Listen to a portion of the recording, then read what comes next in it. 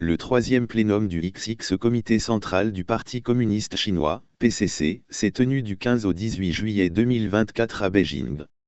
199 membres du comité central du parti et 165 membres suppléants ont participé à ce plénum. Y étaient également présents les membres du comité permanent de la Commission centrale de contrôle de la discipline et d'autres responsables concernés, ainsi que des experts, des savants et des députés de l'échelon de base ayant participé au XX congrès du parti. Le plénum a été présidé par le bureau politique du comité central du parti. Le secrétaire général du comité central Xi Jinping y a prononcé un discours important. Les participants ont écouté et discuté le rapport d'activité dressé par Xi Jinping au nom du bureau politique, examiné et adopté la décision du comité central du Parti communiste chinois relative à l'approfondissement plus poussé de la réforme sur tous les plans en vue de promouvoir la modernisation chinoise. Xi Jinping a expliqué au plénum le projet de la décision. Le travail du bureau politique depuis le deuxième plénum du XX comité central du parti a été pleinement approuvé. Les participants ont reconnu unanimement que, face à une situation internationale difficile et complexe, et devant les tâches ardues et lourdes en matière de réforme, de développement et de maintien de la stabilité sur le plan national, le bureau politique a su appliquer scrupuleusement l'esprit du XX congrès du parti et des premiers et deuxièmes plénums du comité central issus de ce congrès, mettre en pratique de façon intégrale, précise et globale la nouvelle vision de développement, maintenir le principe général dit, aller de l'avant à pas assurés, faire progresser de façon synergique les dispositions d'ensemble dites, plan global en 5 axes, poursuivre de manière coordonnée les dispositions stratégiques des 4 intégralités, tenir compte de la situation tant nationale qu'internationale, coordonner le développement et la sécurité, veiller à promouvoir un développement de qualité, et enfin, planifier et pousser davantage l'approfondissement de la réforme sur tous les plans. Le bureau politique a su également poursuivre l'édification de la démocratie et de la légalité socialiste, renforcer sans cesse le travail idéologique et culturel, garantir le bien-être social, protéger l'environnement, sauvegarder la sécurité nationale et la stabilité sociale, promouvoir l'édification de la défense nationale et de l'armée, mener à bien le travail concernant Hong Kong, Macao et Taïwan, continuer de pratiquer la diplomatie de grands pays aux caractéristiques chinoises, et poursuivre inlassablement l'application intégrale d'une discipline rigoureuse au sein du parti. Tout cela nous a permis de réaliser une reprise de l'économie et d'obtenir des résultats concrets dans l'édification intégrale d'un pays socialiste moderne. Le plénum s'est félicité des grands succès obtenus depuis la nouvelle ère dans nos efforts pour réaliser l'approfondissement intégral de la réforme. Il a étudié la question de l'approfondissement plus poussé de la réforme sur tous les plans pour promouvoir la modernisation chinoise et considère qu'à l'heure actuelle la Chine est, et sera encore dans les prochaines années, dans une période cruciale pour promouvoir intégralement la montée en puissance du pays et le grand renouveau national grâce à la modernisation chinoise, que c'est dans le cadre de la réforme et de l'ouverture sur l'extérieur que la modernisation chinoise progresse, et c'est également dans ce cadre qu'elle ouvrira de plus vastes perspectives de développement. Selon le plénum, face à une situation nationale et internationale aussi diverse que complexe, à un nouveau cycle de révolution scientifique et technologique et de transformation industrielle, et aussi aux nouvelles attentes des masses populaires, nous devons accorder une importance accrue à la réforme et approfondir de manière plus poussée la réforme sur tous les plans, dans le but de faire avancer la modernisation chinoise. Le plénum a souligné que, pour approfondir de manière plus poussée la réforme sur tous les plans, nous devons, en nous guidant sur le marxisme-léninisme, la pensée de Mao Zedong, la théorie de Deng Xiaoping, la pensée importante de la triple représentation, et le concept de développement scientifique, mettre en œuvre intégralement la pensée de Xi Jinping sur le socialisme à la chinoise de la nouvelle ère, étudier de manière approfondie et mieux appliquer les nouvelles idées, les nouveaux concepts et les nouvelles thèses que le secrétaire général Xi Jinping a formulées sur l'approfondissement intégral de la réforme. Nous devons également appliquer de façon intégrale, précise et globale la nouvelle vision de développement, poursuivre le principe général dit, aller de l'avant à pas assurés, persister à manifester une plus grande ouverture d'esprit, à faire preuve d'objectivité, à avancer avec notre époque et à rechercher la vérité et l'efficacité, libérer et développer davantage les forces productives, stimuler et renforcer la vitalité de la société, tenir compte de la situation tant nationale qu'international, faire progresser de façon synergique les dispositions d'ensemble dites, plan global en 5 axes, et poursuivre de manière coordonnée les dispositions stratégiques des 4 intégralités. Afin de donner une forte impulsion et une garantie institutionnelle à la modernisation chinoise, nous devons accorder une plus grande importance à l'intégration des systèmes, aux domaines prioritaires et à l'efficacité de la réforme, et favoriser une meilleure articulation entre les rapports de production et les forces productives, entre la superstructure et la base économique, ainsi qu'entre la gouvernance de l'État et le développement social. Voilà pourquoi nous devons faire jouer à la réforme du système économique son rôle moteur, et poursuivre l'objectif initial et final de notre travail qui est la promotion de l'équité et de la justice sociale ainsi que l'amélioration du bien-être de la population. Le plénum a indiqué que les objectifs généraux de l'approfondissement plus poussé de la réforme sur tous les plans sont de continuer à perfectionner et à développer le régime socialiste à la chinoise, et de promouvoir la modernisation du système et de la capacité de gouvernance de l'État. D'ici 2035, il faudra instituer complètement un système d'économie de marché socialiste de haut niveau, améliorer le régime socialiste à la chinoise, moderniser pour l'essentiel le système et la capacité de gouvernance de la Chine, et réaliser dans l'ensemble la modernisation socialiste. Tout cela servira à jeter les bases solides permettant de faire de la Chine un grand pays socialiste moderne dans tous les domaines au milieu de ce siècle. Pour ce faire, nous devons mettre l'accent sur les points suivants: instaurer un système d'économie de marché socialiste de haut niveau, développer la démocratie populaire intégrale, faire de la Chine un pays socialiste puissant sur le plan culturel, augmenter la qualité de vie du peuple, construire une belle Chine, édifier une Chine encore plus sûre, et améliorer le niveau de direction du parti et sa capacité à exercer le pouvoir sur le long terme, de manière à pousser en avant la réforme. Il faut que les tâches relatives à la réforme qui sont formulées dans la présente décision soient accomplies au moment du 80e anniversaire de la fondation de la République populaire de Chine, soit en 2029. Le plénum a souligné que, pour approfondir de manière plus poussée la réforme sur tous les plans, il faut faire le bilan des expériences précieuses acquises depuis l'application de la politique de réforme et d'ouverture, et notamment tout au long de l'approfondissement intégral de la réforme dans la nouvelle ère, et rester fidèle aux principes suivants: maintenir la direction du parti sur tous les plans, préserver le principe de la primauté du peuple, savoir innover tout en maintenant les principes fondamentaux, prendre pour fil conducteur l'édification institutionnelle, persévérer dans la promotion intégrale de la gouvernance de l'État en vertu de la loi et adopter une approche systémique. Le plénum a pris des dispositions générales pour approfondir de manière plus poussée la réforme sur tous les plans. Selon le plénum, il faut instaurer un système d'économie de marché socialiste de haut niveau, perfectionner les systèmes et les mécanismes en faveur du développement économique de qualité, mettre en place des systèmes et des mécanismes de soutien à l'innovation dans tous les domaines, perfectionner le système de gouvernance macroéconomique, améliorer les systèmes et les mécanismes en faveur de l'intégration du développement urbain et rural, améliorer les systèmes et les mécanismes en faveur de l'ouverture sur l'extérieur de haut niveau, perfectionner le système institutionnel de démocratie populaire intégrale, améliorer l'ordre légal socialiste à la chinoise, approfondir la réforme des systèmes et des mécanismes culturels, perfectionner le système institutionnel de garantie et d'amélioration du bien-être de la population, approfondir la réforme institutionnelle en faveur de la civilisation écologique, promouvoir la modernisation du système et des capacités en matière de sécurité nationale, poursuivre l'approfondissement de la réforme de la défense nationale et de l'armée, améliorer le niveau de direction du parti en matière d'approfondissement plus poussé de la réforme sur tous les plans en vue de promouvoir la modernisation chinoise. Le plénum a fait remarquer que le système d'économie de marché socialiste de haut niveau est une garantie essentielle de la modernisation chinoise.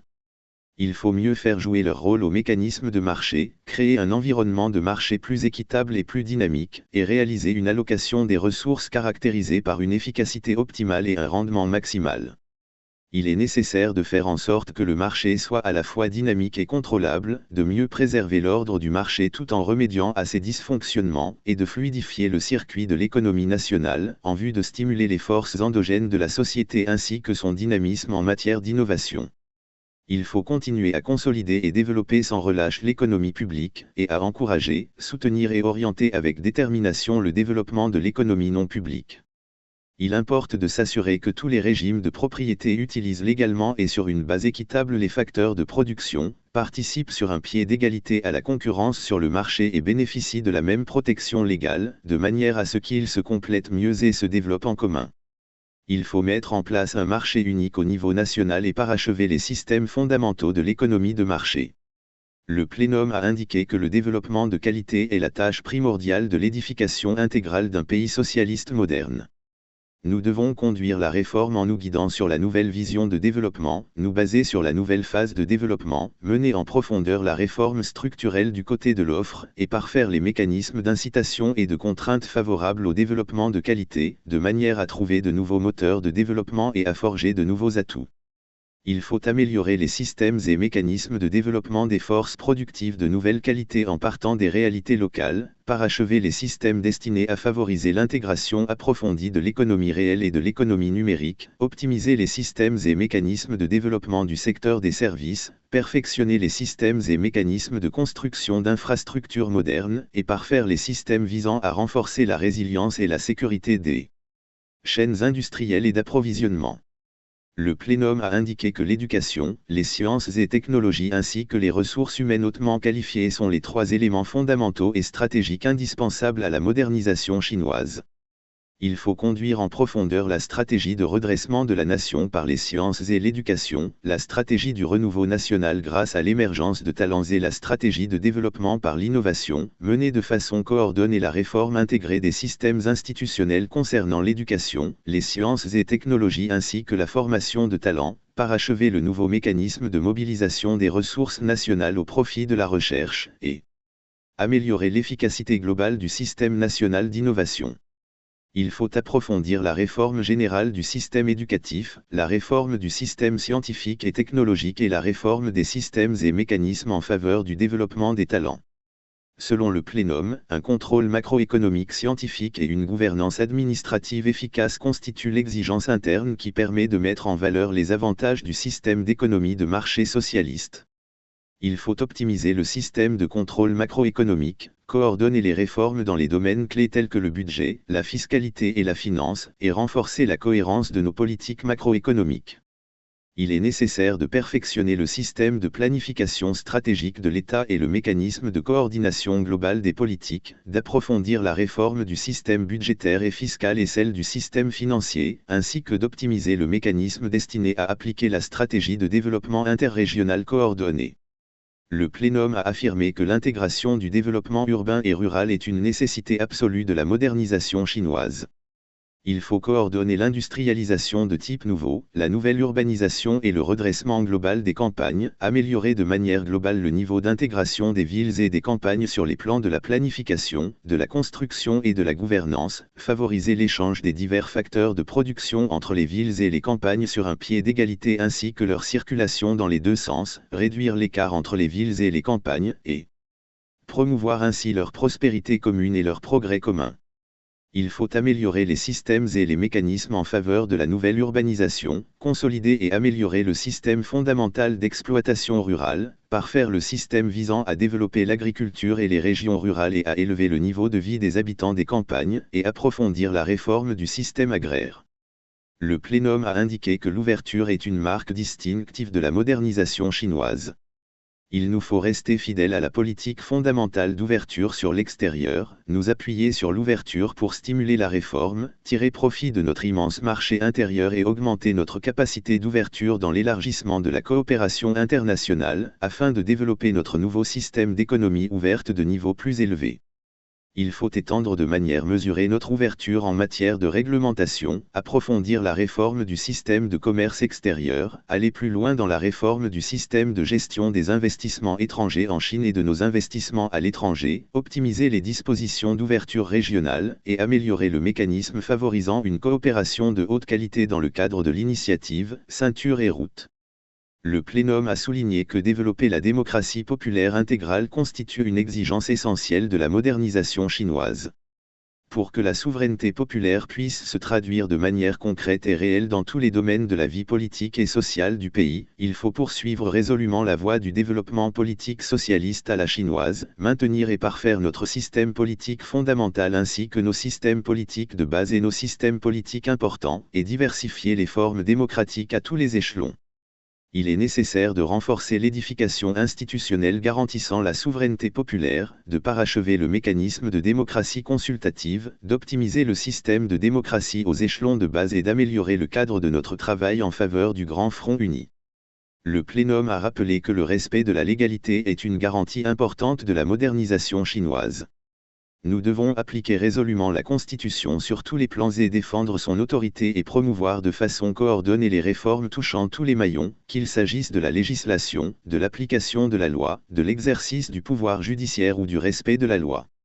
Nous devons optimiser le mécanisme visant à assurer l'égalité de tous devant la loi, valoriser l'esprit de droit socialiste, préserver l'équité et la justice sociale, et faire en sorte que toutes les activités d'État soient menées conformément à la loi. Il est essentiel d'approfondir la réforme dans le domaine législatif, de promouvoir de manière approfondie l'administration en vertu de la loi, de perfectionner le système visant à assurer une application équitable de la loi et un exercice impartial du pouvoir judiciaire, d'optimiser le mécanisme favorisant l'édification d'une société respectueuse de la loi, et de renforcer la législation concernant les affaires en rapport avec l'étranger. Le plénum a indiqué que la modernisation chinoise se caractérise par l'équilibre entre la civilisation matérielle et spirituelle. Nous devons faire preuve d'une confiance plus grande dans notre culture, développer une culture socialiste d'avant-garde, valoriser notre culture révolutionnaire, perpétuer et transmettre les fleurons de la culture traditionnelle chinoise, nous adapter plus rapidement à la nouvelle progression fulgurante des technologies de l'information, former un nombre important de personnes hautement compétentes dans le domaine culturel, et stimuler la créativité et l'innovation de toute la nation en matière culturelle.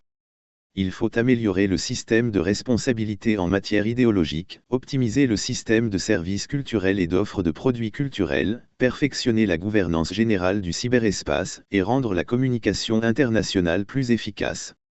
Le plénum a rappelé que la garantie et l'amélioration du bien-être de la population à travers la promotion du développement sont une mission primordiale de la modernisation chinoise. Il faut faire tout notre possible pour améliorer le système des services publics fondamentaux, renforcer l'exécution des projets fondamentaux de bienfaisance publique, notamment en faveur des personnes les plus démunies, et résoudre les problèmes qui touchent aux intérêts directs et immédiats de la population et qui sont au centre de ses préoccupations, afin de satisfaire l'aspiration du peuple chinois à une vie meilleure.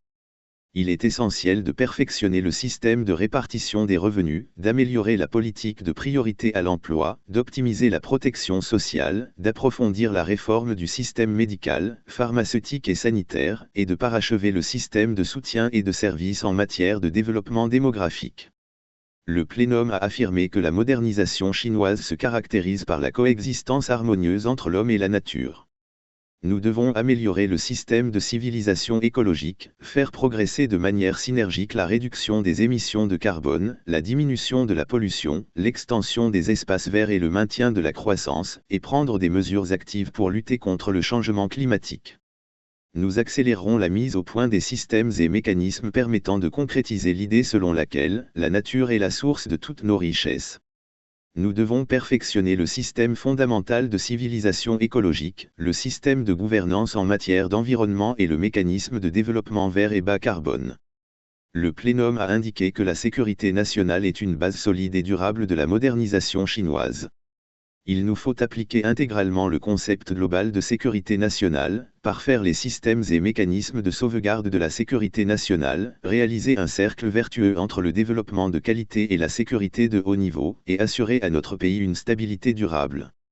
Il importe de perfectionner le système de sécurité nationale, le mécanisme de gouvernance en matière de sécurité publique, le système de gouvernance sociale et le mécanisme de sécurité nationale en rapport avec l'étranger.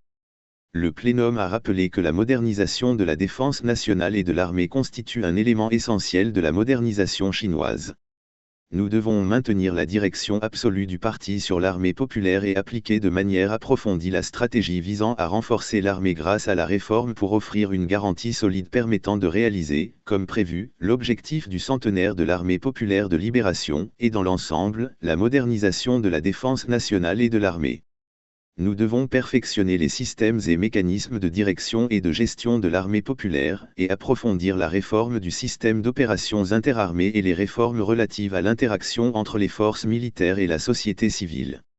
Le plénum a souligné que la direction du parti est la garantie fondamentale nous permettant d'approfondir de manière plus poussée la réforme sur tous les plans en vue de promouvoir la modernisation chinoise.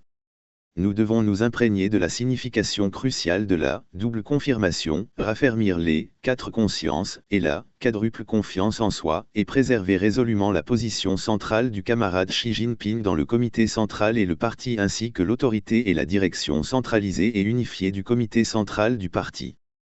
Nous devons être pleinement conscients qu'il faut guider la révolution sociale par l'autorévolution du parti et continuer à gérer et à contrôler le parti dans un esprit de réforme et sur la base de critères rigoureux, tout en parachevant le système institutionnel et réglementaire d'autorévolution du parti. Le PCC doit sans cesse s'épurer, se perfectionner, se transformer et s'améliorer, de manière à maintenir à jamais son rôle de noyau dirigeant dans la construction du socialisme à la chinoise. Il importe de maintenir la direction centralisée et unifiée du comité central du PCC dans l'approfondissement plus poussé de la réforme sur tous les plans, d'approfondir la réforme institutionnelle relative à l'édification du PCC, de mener en profondeur la promotion de l'intégrité et la lutte contre la corruption au sein du parti, et de faire preuve d'une ténacité hors du commun pour assurer une application effective des réformes. Le plénum a rappelé que la modernisation chinoise se caractérise par la poursuite de la voie du développement pacifique. Concernant les affaires étrangères, il nous faut poursuivre notre politique extérieure d'indépendance et de paix, promouvoir la construction d'une communauté de destin pour l'humanité, adhérer aux valeurs communes de toute l'humanité, mettre en pratique l'initiative pour le développement mondial, l'initiative pour la sécurité mondiale et l'initiative pour la civilisation mondiale, et prôner un monde multipolaire où règne l'égalité et l'ordre, ainsi qu'une mondialisation économique inclusive, qui prend en compte l'intérêt général. Nous approfondirons la réforme sur le mécanisme de travail en matière d'affaires extérieures et participerons, en jouant un rôle de guide, à la construction et à la réforme du système de gouvernance mondiale. Nous travaillerons fermement à sauvegarder la souveraineté et la sécurité de l'État et à défendre nos intérêts nationaux en matière de développement. Le plénum a indiqué qu'à l'heure actuelle et pour la période à venir, l'étude et l'application consciencieuse de l'esprit du plénum constituent une tâche politique d'importance capitale pour l'ensemble du parti et du pays. Nous devons étudier l'esprit du plénum et nous en imprégner d'une manière approfondie, tout en assimilant de façon complète le thème que constitue l'approfondissement plus poussé de la réforme sur tous les plans, ainsi que les principes importants, les mesures majeures et les garanties essentielles afférentes. Nous veillerons à ce que tous les camarades du parti conjuguent leurs efforts pour mener à bien l'application de la décision. Nous ferons des dispositions stratégiques en matière d'approfondissement plus poussé de la réforme sur tous les plans, une puissante force d'impulsion de la modernisation chinoise. Le plénum a appelé, après une analyse de la situation et des tâches actuelles, tous les camarades du parti à réaliser inébranlablement les objectifs de développement économique et social de l'année. Nous devons, selon les décisions et les dispositions prises par le comité central du parti concernant le travail économique, appliquer les politiques macroéconomiques, accroître activement la demande intérieure, développer les forces productives de nouvelle qualité conformément aux conditions locales, accélérer la création de nouvelles forces motrices pour le commerce extérieur, faire avancer à pas ferme le développement vert et bas carbone, garantir et améliorer effectivement le bien-être de la population et consolider les résultats obtenus dans la lutte contre la pauvreté. Il nous faut faire un bilan et une évaluation de l'exécution du XIVE plan quinquennal et entamer à pas ferme une planification préliminaire du XVE plan quinquennal. Le plénum a affirmé que nous devons coordonner le développement et la sécurité tout en prenant les mesures de prévention des risques liés à l'immobilier, aux dettes des instances locales et aux petites et moyennes institutions financières. Il nous faut appliquer rigoureusement le système de responsabilité en matière de sécurité au travail, parfaire les mesures de surveillance et de prévention des calamités naturelles notamment les inondations, renforcer davantage la prévention et le contrôle des risques relatifs à la sécurité de la population et préserver à tout prix la stabilité sociale. Nous devons mieux guider l'opinion publique en vue de prévenir et d'éliminer les risques sur le plan idéologique. Il importe d'affronter efficacement les risques et défis extérieurs, d'orienter la gouvernance mondiale et de créer activement un environnement extérieur favorable au développement. Le plénum a souligné que nous devons armer le parti entier de ses innovations théoriques par l'étude, les campagnes de sensibilisation et l'application de l'esprit du plénum, de sorte que tous les camarades du parti améliorent leur niveau théorique en matière de marxisme et leur capacité de participer à la modernisation. Il nous faut perfectionner le système d'application intégrale d'une discipline rigoureuse dans les rangs du parti, améliorer effectivement le style de travail, surmonter les problèmes de formalisme et de bureaucratie, alléger sans cesse le fardeau des échelons de base, mener en profondeur la promotion de l'intégrité et la lutte contre la corruption au sein du parti, et faire progresser efficacement les tournées d'inspection. Il est nécessaire de consolider et de développer les acquis de la campagne d'études concernant la pensée de Xi Jinping sur le socialisme à la chinoise de la nouvelle ère, de sensibiliser davantage les camarades du parti au respect de la discipline, de préserver la cohésion et l'unité du parti et d'accroître sa créativité, sa force de cohésion et sa combativité. Conformément au statut du parti, le plénum a nommé, parmi les membres suppléants, 3 nouveaux membres du comité central, Ding Hongyagn, Yu Lijun et Yu Jiong. Après avoir approuvé la demande de démission du camarade Qin Gang, le plénum l'a destitué de la fonction de membre du comité central. Le plénum a délibéré et approuvé le rapport remis par la commission militaire centrale du PCC sur les graves violations de la loi et de la discipline commises par Li Shangfu, Li Yishao et Son Jinming. Le plénum a confirmé les décisions prises par le bureau politique du comité central concernant l'exclusion du parti de Li Shangfu, Li Yishao et Son Jinming. Le plénum a appelé tout le parti, toute l'armée et tout le peuple chinois multiethnique à s'unir plus étroitement au comité central du parti rassemblé autour du camarade Xi Jinping, à porter au lever le drapeau de la réforme et de l'ouverture, et à faire converger leur ferme volonté et leurs efforts dans un esprit d'entreprise, afin d'œuvrer sans relâche à la réalisation de l'objectif du deuxième centenaire, à savoir faire de la Chine un grand pays socialiste moderne dans tous les domaines, et à la promotion intégrale du grand renouveau de la nation grâce à la modernisation chinoise.